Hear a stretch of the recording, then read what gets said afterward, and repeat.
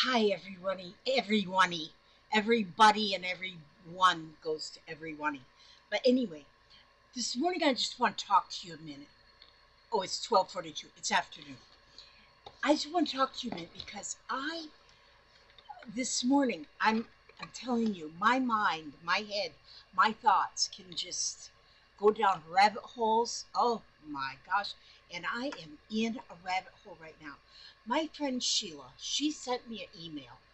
And the email was really to learn about nail binding. She was showing me a video that teaches about nail binding, NALE binding. And so I looked at that. I went right to that and looked at it. And I thought, yeah, that looks a little bit too confusing for me.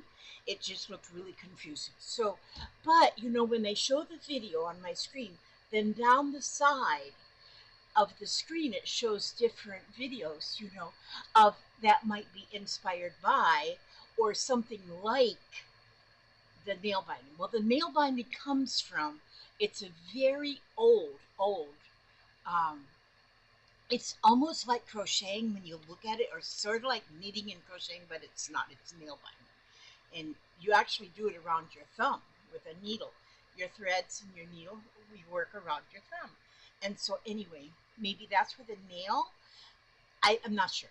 But anyway, but then on one of the little things on the side, then it showed something about what did we call it? Iron Age clothing. And it mentioned Finland. And when anything mentions Finland, I am just right on it like white on rice. I'm telling you. Because I'm finished, half finished only, really, but still, I call myself Finnish, even though I don't hardly speak any Finnish, and I've never been there. But anyway, I thought I heard people. But that sent me down a whole new rabbit hole, and that makes me want to do. Okay, let's see. The Iron Age clothing. That's what I meant. Iron Age clothing. The Iron Age was between 1200 and 600 BC. And the clothing that was worn by the ladies, and then, and how it was put together, how it was created, how it was made. And the odd thing is, in a couple of the videos that I've so far watched, is that a lot of this they learned uh, from a um, from a what do you call it, a corpse, a, from a body that was buried many men that in that day. And although everything was, whatever you call it, when the body's been buried for a long time, decom whatever, it was very pretty much well preserved, and they could tell by what was still there. They could tell what fabrics this lady was buried in and what kind of outfit she had on, and they learned from that in this museum. Is where it's like a museum that I watched a couple different um, videos from, and then they're trying to duplicate this clothing and show us how it's made. And right away I thought, oh my gosh, I want to do that. And so and it just so happens in my life right now, like yesterday I made this little clothespin doll, which she's made to she's a working doll, and she's made to hold your scraps of fabric. And so I'm going to be making more of these. In fact, I think maybe tomorrow I'll make a video and show you how I did that. But I've got like snippet rolls and stuff that I don't have any place for them to live. So I'm thinking that if I make my little clothes peg, these are clothes pegs, you know, this is a clothes peg. And so this is what I use to make this little doll right here, is a clothes peg. A clothes pin is the ones that you squeeze and put on the clothes, but this is a clothes peg. And so this is what I'm going to be using to make these little dolls that are going to hold scraps of fabric, or they'll hold my snippet rolls. And so I think tomorrow I'm going to show you how I make them. But but on these little pegs like this, I figure I can make in miniature this clothing, this clothing that is clothing from the Iron Age. But now that I started, now that I started down this rabbit hole, I can see how this rabbit hole is going to have a lot of different avenues, because there's also the Stone Age, the Bronze Age, the Viking Age in Finland. So many ages. And then I was just looking at just oh, now I'm looking over here. Viking clothes. What did the Vikings wear? Viking women's winter clothing. Um, this is a video called "I Am a Real Life Modern Day Viking Hooked on the Look." How did medieval women oh, wait a minute, I'm not going to read that one. How to make the Viking Age apron dress. Oh my gosh, there's so many. How to make Viking pants. There is just so many.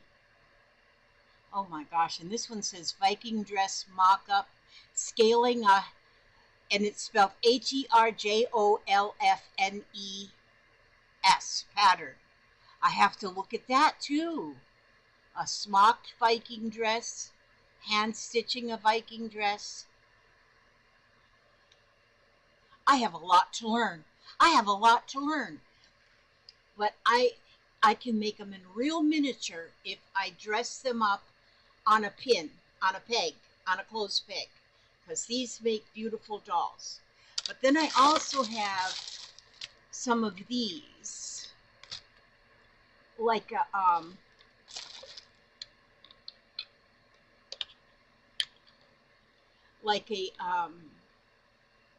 whatever you call these things, like a dress form. And I have a few of those. And so, yeah, this will be nice. So I think, I don't know, I've got like 1, 2, okay, 1, 2, 3. Okay, I guess I got 4 with this. So, and I don't remember where I got these, but I imagine I could, and they're just plastic, so they're nothing fancy. But can you imagine if I do a set of dolls out of these dressed in the Iron Age or whatever age? So what I would do is I would make the outfit and I would form it. One interesting thing about the Iron Age clothing, it was made, most of it all was made like a wool, well, natural fibers, because that's all they had, you know, natural woven fibers. I don't have wool. I have, oh my God, that came back. Yeah. Why? Return to sender, insufficient address, unable to forward, return to sender. Vanna, if you're watching, here it is. It just came back in my mailbox. Oh, did I put the... I'm going to have to now double check, darling. Oh. Okay, I'm going to have to... Vanna, if you're watching this, insufficient address? I've sent to you before in this address. And what in the world? Okay, I'm going to send it again. I'm going to double check today, Vanna, I hope you're watching this. Papa just brought this in from the mailbox. We were wondering why it's taking so long to get delivered. It just kept saying it was in transit. And this is her garden doll I made. And I mailed it, but maybe I have the wrong address. I don't know. Vanna, if you're watching this, please send me your address in the email exactly correct so I can compare that with the address that I did originally put on this package. Okay, y'all. Sorry about that interruption, but Papa just went out to check the mail, and there come returned a package that I had mailed to Vanna. So that's her little doll. That's her little garden doll I made for her. Oh, that makes me feel bad. That's not the first time I've put a wrong address, though. But that's the way it is. Okay, now what I was saying is I really do not have the proper fat. I don't have a lot of hand woven, like it would be old time. I do have a couple of feed sacks, though. And the feed sacks are a woven fabric. And I mean, a lot of the newer fabrics are woven too, but not like the old weave that you can actually look at the weave and see it's woven.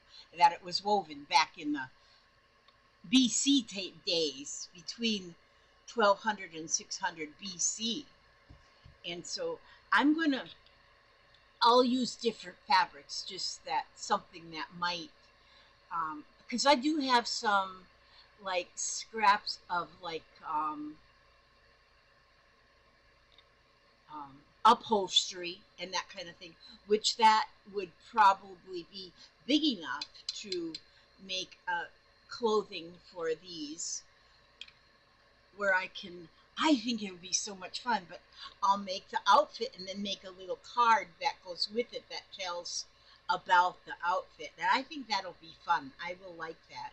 But I can make really small ones on the pegs, or I can make small ones. These are small ones. These are really small ones. I won't make them to fit myself. I would need a lot of fabric. But I am just getting so excited about I'm getting so excited just about being able to learn this. I want to learn it. My goodness. Oh, there's one that says a heavy metal apron, Viking age fashion from Finland. Oh my gosh. Bronze, silver, and chains. Historical Finnish Viking age. I'm just reading the names of some of these videos that they're suggesting. Oh my gosh. Making a Viking apron dress or smoker. NCWC Civil War fashion. A peasant dress. Oh, I gotta quit looking at them. I'm telling you, I'm so excited about this. This kind of stuff really makes me, I'm excited about it. I, oh.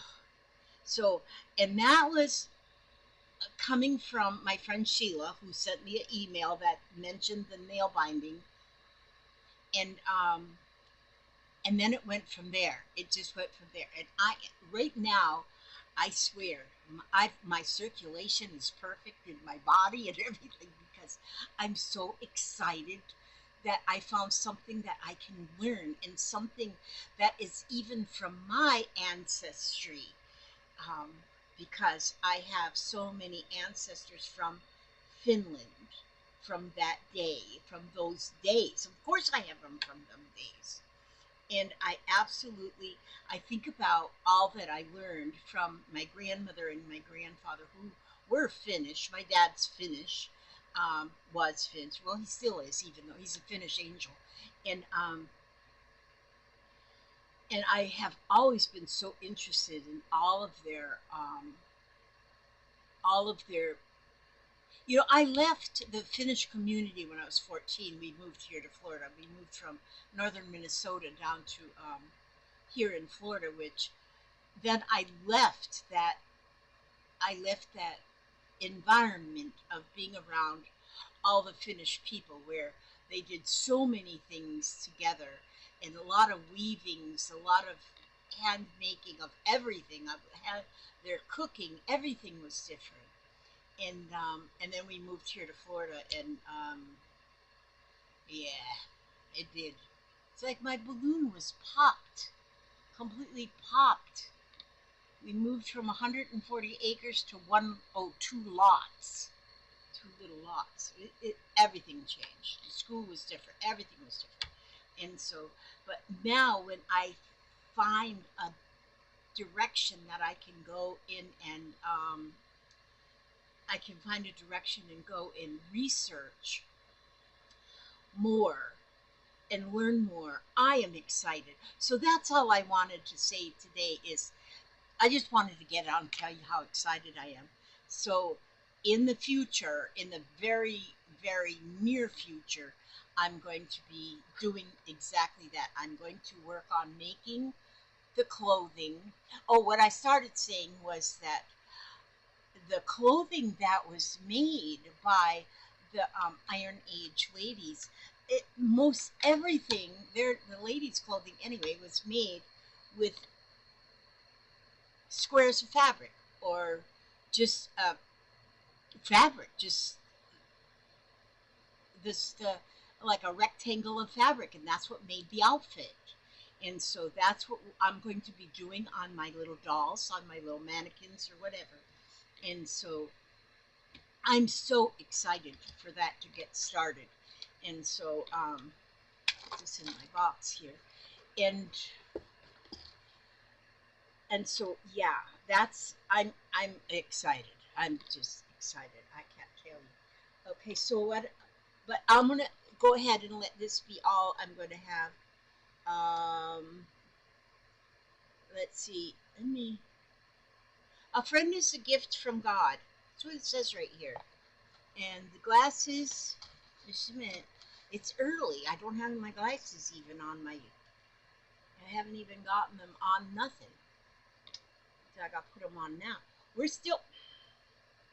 Can't see a flipping thing through them glasses. We're still waiting for our coffee grinder. It was supposed we didn't have coffee yet today, or we didn't have none yesterday because our coffee grinder got broke, and so we got coffee beans, but you can't make coffee out of coffee beans.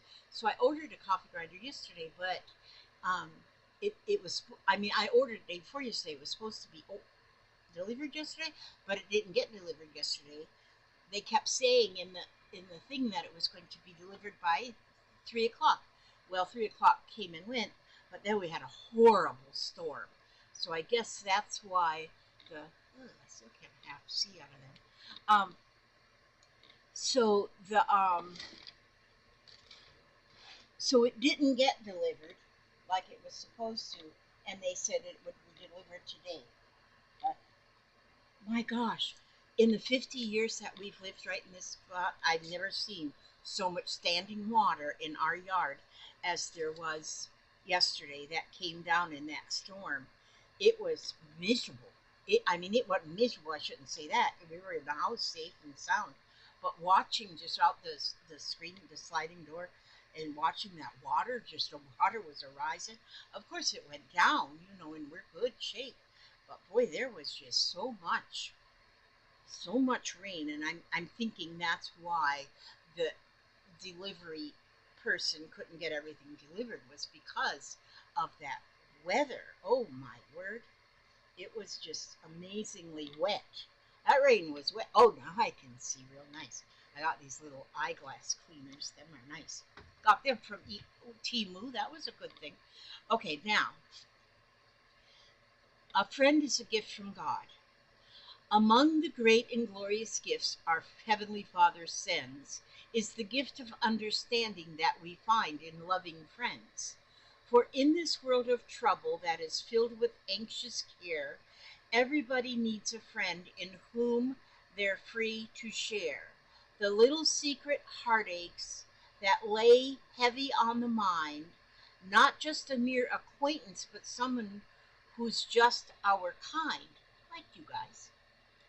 So when we need some sympathy or a friendly hand to touch, or one who listens and speaks words that mean so much, We seek a true and trusted friend in the knowledge that we find, a heart that's sympathetic and an understanding mind.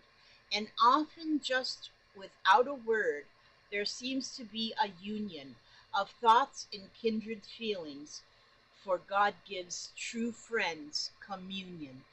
Isn't that beautiful? That is beautiful. I like that a lot. And with that, I ask God to watch over you every step you take, every move you make, keep you safe and secure, keep you handsome, healthy and humble and happy. Well, you might as well be handsome too. And anyway, and I say that, and I also want to tell you, no matter how hard life gets, stay another day. God bless and keep you. I'll see you tomorrow.